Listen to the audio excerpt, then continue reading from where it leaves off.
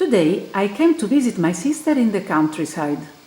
Roberta lives in a beautiful farm close to Rome. Life here flows with a different velocity, and every time I walk through her gate, I feel like vacation time. Fresh air, beautiful colors, and a deep sense of happiness always await me here, together with sweet farm animals. Believe me, those are the 4 ingredients to have a regenerating and relaxing day at the farm. And it is also close to where I live. So, just to celebrate our gathering, we decided to prepare today's recipe together.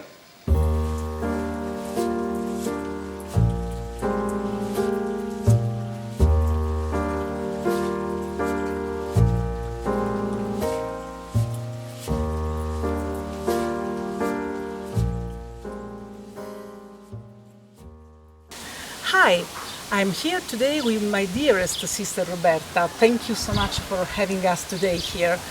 So, do you feel like sharing our secret pesto sauce with our friends? Hi everyone! Of course, I'd love to. Okay. Pesto is a milestone in our family. Our great-grandmother was from Santa Margherita, Liguria, and she left us the original recipe for pesto. Yes, because there are many variations of pesto. Pesto, or to refer to the original name Pesto Alla Genovese, is a traditional sauce from Genoa, one of the most fascinating regions of our wonderful Italy. The main ingredient is basil.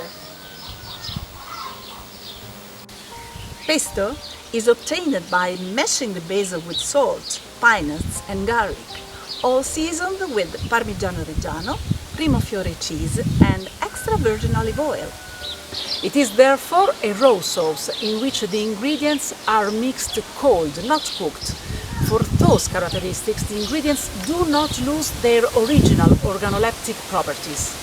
Ingredients for 2 people: linguine or trenette, 200 grams, basil, extra virgin olive oil, 60 grams, Italian pine nuts, 30 grams, aged Parmigiano Reggiano, 30 grams, pecorino Fiore Sardo from Sardinia, 30 grams, half a garlic clove, kosher salt. In some areas of Liguria, 2 further ingredients are added: green beans and potatoes. This has always been done in my family as well. Let's start with garlic. You will have to remove the central part and crush it until it becomes a cream. The movement of the pestle must be semicircular to ensure that all the ingredients are well blended.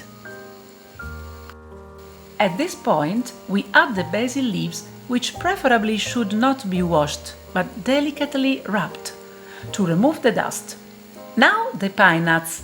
When these are also well blended, add olive oil.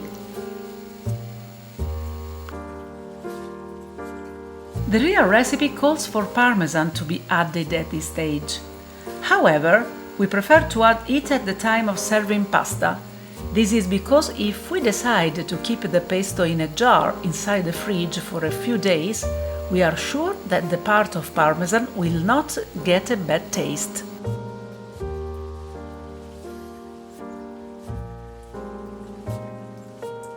Put a large pot with plenty of water on the stove with medium heat. Pour the green beans and potatoes and wait for the water to boil. While waiting for the water to boil, let me remind you that you can subscribe to this channel simply by hitting the subscribe button at the bottom right.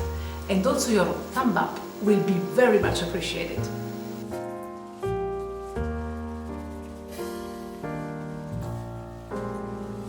As soon as the water is boiling, pour the pasta into the pot and wait until it is al dente. In the meantime, you can take some of the cooking water, which is very rich in starch and will help to make the cream. Pour the pasta al dente in a bowl. Add a couple of large spoons of pesto. Adjust with the cooking water. Sprinkle with Parmesan and Fiore Sardo, and finally serve.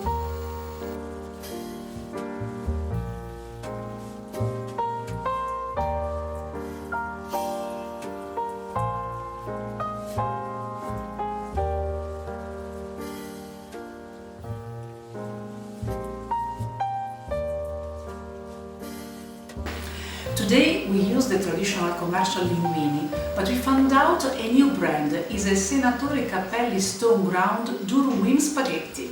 It is biological, organic, and therefore much healthier and digestible.